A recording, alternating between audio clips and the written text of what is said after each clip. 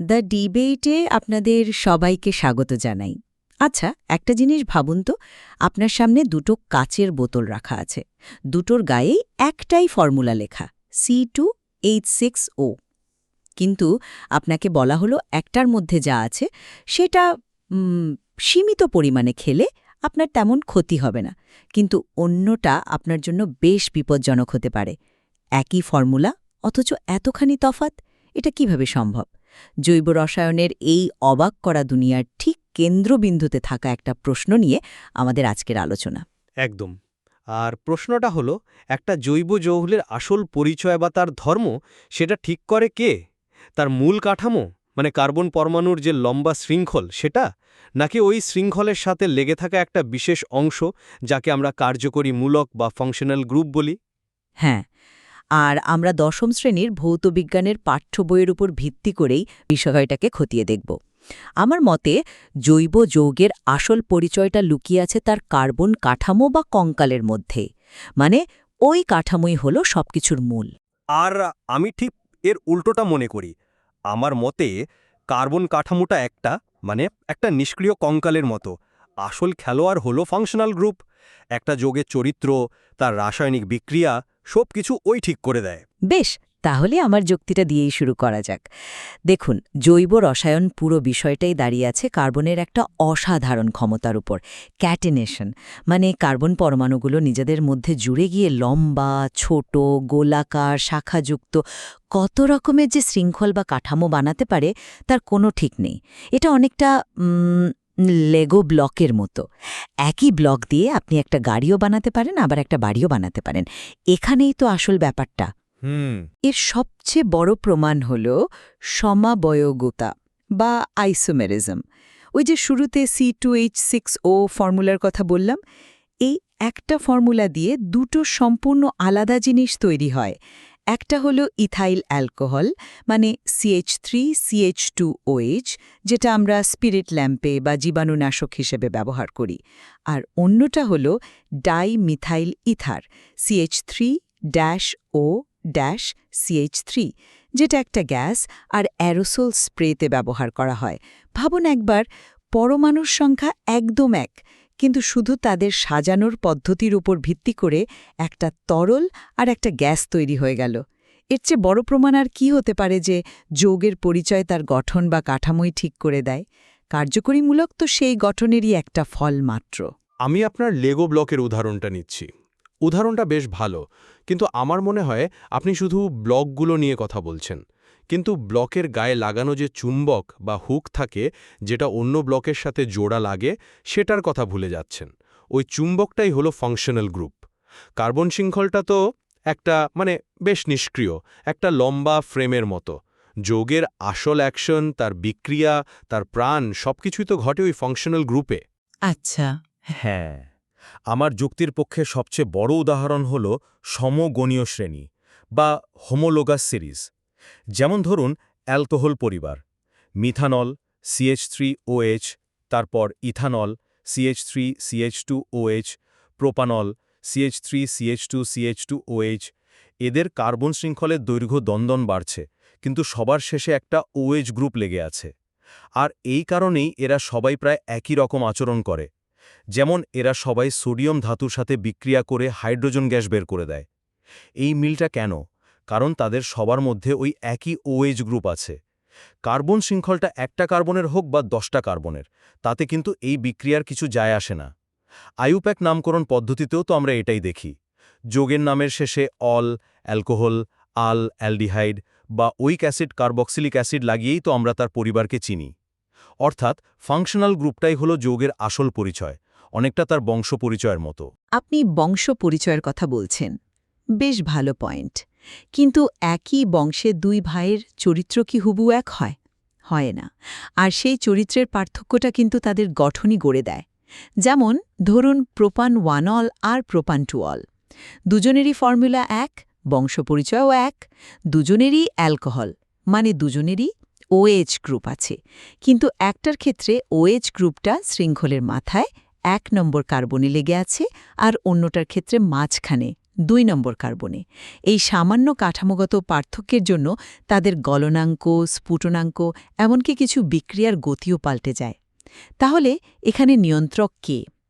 কার্যকরী মূলক তো একই ছিল, পার্থক্যটা তো গড়লই মূলকের অবস্থান, অর্থাৎ সামগ্রিক কাঠামোটা, তাই না? কিন্তু একটা প্র্যাকটিক্যাল কথা ভাবুন। ল্যাবে যখন আপনি একটা অজানা যৌগ শনাক্ত করতে যাবেন, তখন কিসের পরীক্ষা করবেন? আপনি কি তার কার্বন শৃঙ্খল গুনতে বসবেন? না, আপনি পরীক্ষা করবেন তার ফাংশনাল গ্রুপের। ধরুন, আপনাকে একটা টেস্ট টিউবে অ্যাসিটিক অ্যাসিড দেওয়া হলো। আপনি কিভাবে বুঝবেন? খুব সহজ, আপনি ওতে একটু নীল লিটমাস পেপার ডুবোড়েন, দেখবেন ওটা লাল হয়ে গেল। এই পরীক্ষাটা প্রমাণ করল যে ওটা একটা অ্যাসিড, কারণ ওর মধ্যে COOH গ্রুপ আছে। ঠিক। যদি আপনাকে অ্যালকোহল দেওয়া হয়, আপনি সোডিয়াম ফেলে দেখবেন হাইড্রোজেন গ্যাস বেরোচ্ছে কিনা। এই যে শনাক্তকরণের পদ্ধতিগুলো, এগুলো তো সবই ফাংশনাল গ্রুপের নির্দিষ্ট বিক্রিয়ার ওপর নির্ভরশীল। কার্যকরী মূলকটাই তো সাড়া দেয়, নিজের পরিচয় দেয়। কার্বন শৃঙ্খলটা তো তখন চুপচাপ বসে থাকে। আমি মানছি, শনাক্তকরণের জন্য কার্যকরী মূলকের পরীক্ষা খুবই জরুরি। কিন্তু সেটা তো গল্পের একটা দিক মাত্র। যৌগের রাসায়নিক সক্রিয়তার কথা ভাবুন, কোনটা বেশি সক্রিয় হবে আর কোনটা কম, সেটাও তো কাঠামোর উপরই নির্ভর করে। ঠিক ঠিক, এই পয়েন্টে আমি বলতে যাচ্ছিলাম, এবং এটা আমার যুক্তিকেই আরও জোরদার করে। একটা সম্পৃক্ত হাইড্রোকার্বন, যেমন ধরুন মিথেন CH4, খুব স্থিতিশীল আর রাসায়নিকভাবে বেশ নিষ্ক্রিয়। কিন্তু যেই আপনি দুটো কার্বনের মধ্যে একটা ডাবল বন্ড বা ট্রিপল বন্ড এনে দেবেন, যেমন ইথিলিন C2H4 বা অ্যাসিটিলিন C2H2, সঙ্গে সঙ্গে খেলার নিয়মই বদলে যায়। ইথিলিন খুব সহজে ব্রোমিনের লাল দ্রবণকে বর্ণহীন করে দেয়। মাধ্যমিকের ল্যাবে এটা তো খুব জনপ্রিয় একটা পরীক্ষা, তাই না? হ্যাঁ, এটা করা হয়। তো কেন করে? কারণ ওর মধ্যে থাকা ওই ডাবল বন্ডটা খুব সক্রিয়, ওটা ভেঙে গিয়ে নতুন পরমাণুকে জায়গা করে দিতে চায়। এই ডাবল বন্ড বা ট্রিপল বন্ডও তো এক ধরনের ফাংশনাল গ্রুপ বা কার্যকরী অংশ। তাহলে সক্রিয়তা তো সরাসরি কার্যকরী অংশের ওপরই নির্ভর করছে, তাই না? 1 মিনিট, আপনি ডাবল বন্ডকে একটা আলাদা কার্যকরী মূলক বলছেন, কিন্তু আমি এটাকে কার্বন কঙ্কালেরই একটা বৈশিষ্ট্য হিসেবে দেখি। এটা তো বাইরের থেকে লাগানো কোনো গ্রুপ নয়, এটা কার্বন পরমাণুগুলো নিজেদের মধ্যে কিভাবে জুড়ে আছে তার একটা ধরন মাত্র। আর আপনি মিথেনকে কম সক্রিয় বললেন, কিন্তু ও কি একেবারেই বিক্রিয়া করে না? করে তো। বিক্ষিপ্ত সূর্যালোকের উপস্থিতিতে মিথেন ক্লোরিনের সাথে প্রতিস্থাপন বিক্রিয়া করে। একটা একটা করে হাইড্রোজেন পরমাণু সরে যায় আর তার জায়গায় ক্লোরিন ঢুকে। এই বিক্রিয়ায় তো পুরো কার্বন কাঠামোই অংশ নিচ্ছে। কিন্তু সেই বিক্রিয়াটা তো অনেক শর্ত সাপেক্ষ। হ্যাঁ, ধাপে ধাপে মিথাইল ক্লোরাইড, ডাইক্লোরোমিথেন, ক্লোরোফর্ম তৈরি হয়। এটা ঠিক যে বিক্রিয়াটা অত সহজে হয় না, কিন্তু এটা প্রমাণ করে যে কার্বন কঙ্কালটা নিষ্ক্রিয় দর্শক নয়, সেও বিক্রিয়ায় অংশ নেয়। সুতরাং সক্রিয়তার উৎসকে শুধু একটা বিশেষ অংশের মধ্যে আটকে রাখাটা বোধহয় ঠিক হচ্ছে না। কিন্তু জুত বিক্রিয়া আর প্রতিস্থাপন বিক্রিয়ার মধ্যে তো আকাশ পাতাল তফাত। ইথিলিনের বিক্রিয়াটা অনেক সহজে আর তাড়াতাড়ি হয়, কারণ অসম্পৃক্ত থাকাটা ওর কাঠামোর একটা বলা যায় দুর্বলতা। ও সম্পৃক্ত হতে চায়, এই প্রবণতাটাই ওর মূল কথা। কিন্তু চলুন দৈনন্দিন জীবনের ব্যবহারের দিকে তাকাই। আমরা যে জিনিসগুলো প্রতিদিন ব্যবহার করি, তার গুরুত্ব কি কার্বন শৃঙ্খলের জন্য নাকি ফাংশনাল গ্রুপের জন্য? ভিনিগার, যেটা আমরা আচারে দিই, সেটা আসলে অ্যাসিটিক অ্যাসিডের জলীয় দ্রবণ। এর টক স্বাদ বা সংরক্ষণের ক্ষমতা আসে COOH গ্রুপের অম্ল ধর্মের জন্য। নেল পলিশ রিমুভারে যে অ্যাসিটোন থাকে, তার কাজ করার ক্ষমতার কারণ হল কিটোন গ্রুপটা। ফলের মিষ্টি গন্ধের পেছনে এস্টার গ্রুপের ভূমিকা আছে। প্রতিটি ক্ষেত্রেই কিন্তু যৌগের ব্যবহারিক প্রয়োগটা তার ফাংশনাল গ্রুপের উপরই 100% নির্ভরশীল। ছোট ছোট অণুর ক্ষেত্রে আপনার কথাটা হয়তো সত্যি, কিন্তু যখন আমরা বড় কাঠামো মানে পলিমারের কথা ভাবি, তখন পুরো ছবিটাই পাল্টে যায়। পলিথিন, যেটা দিয়ে আমরা প্লাস্টিকের ব্যাগ বানাই, সেটা ইথিলিন মানে CH2 = CH2 অণু জুড়ে জুড়ে তৈরি হয়। এখন ভাবুন, আমি ইথিলিনের কাঠামোর সামান্য একটা পরিবর্তন করলাম, একটা হাইড্রোজেন পরমাণু সরিয়ে তার জায়গায় একটা ক্লোরিন পরমাণু বসিয়ে দিলাম। নতুন যৌগটা হল ভিনাইল ক্লোরাইড, CH2 = CHCl।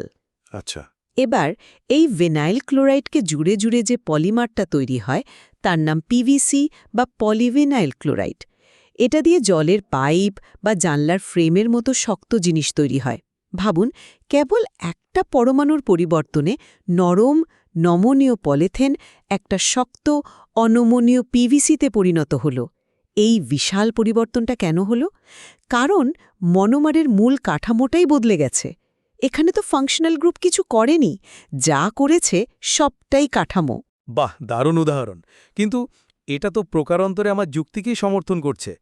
আপনি বলছেন মনোমারের কাঠামো বদলাচ্ছে, কিন্তু পলিমারটা তৈরি হচ্ছে কেন? কারণ ইথিলিন বা ভিনাইল ক্লোরাইড দুটোর মধ্যেই ওই কার্বন কার্বন ডাবল বন্ডটা আছে, যেটা আমি আগেই বলেছি একটা সক্রিয় কার্যকরী অংশের মতো কাজ করে। ওই ডাবল বন্ডটা ভেঙে গিয়েই তো হাজার হাজার অণু একে অপরের সাথে জুড়তে পারছে। যদি ডাবল বন্ডটাই না থাকতো তাহলে কোনো পলিমারই তৈরি হতো না। তাই পলিমার তৈরির প্রক্রিয়াটাই তো ওই কার্যকরী অংশের ওপর নির্ভরশীল। আপনি কাঠামোর পরিবর্তনের কথা বলছেন, কিন্তু সেই পরিবর্তনটা একটা সক্রিয় অংশের ওপরই করা হয়েছে, আর বিক্রিয়াটাও সেই সক্রিয় অংশেই হচ্ছে। কিন্তু ডাবল বন্ড ভেঙে যাওয়ার পর যে লম্বা পলিথিন বা পিভিসি শৃঙ্খলটা তৈরি হয়, তার ধর্ম তো আর ওই ডাবল বন্ডের ওপর নির্ভর করে না। তখন তার ধর্ম নির্ভর করে ওই লম্বা কার্বন শৃঙ্খল আর তার সাথে লেগে থাকা হাইড্রোজেন বা ক্লোরিন পরমাণুর উপর। অর্থাৎ বিক্রিয়ার শুরুতে কার্যকরী অংশের ভূমিকা থাকলেও চূড়ান্ত পদার্থের ধর্মটা তার নতুন বৃহৎ কাঠামোই ঠিক করে দেয়। বেশ, তাহলে আমাদের আলোচনাটা একটা খুব ইন্টারেস্টিং জায়গায় এসে দাঁড়িয়েছে। একদিকে যেমন বিক্রিয়ার শুরুটা নিয়ন্ত্রণ করছে কার্যকরী মূলক, তেমনি চূড়ান্ত ধর্মকে প্রভাবিত করছে কাঠামো। ঠিক তাই। পরিশেষে আমি এটাই বলবো, কার্যকরীমূলক একটা যৌগের রাসায়নিক বিক্রিয়ার দরজা খুলে দেয়, তার পরিবারের পরিচয় দেয়, এটা সত্যি। কিন্তু যৌগের আসল চরিত্র, তার ভৌত ধর্ম, তার অসীম সম্ভাবনা, এই সব কিছু লুকিয়ে থাকে তার কার্বন কাঠামোর মধ্যে। সমাবয়বতার ধারণাটাই তো এর সবচেয়ে বড় উদাহরণ।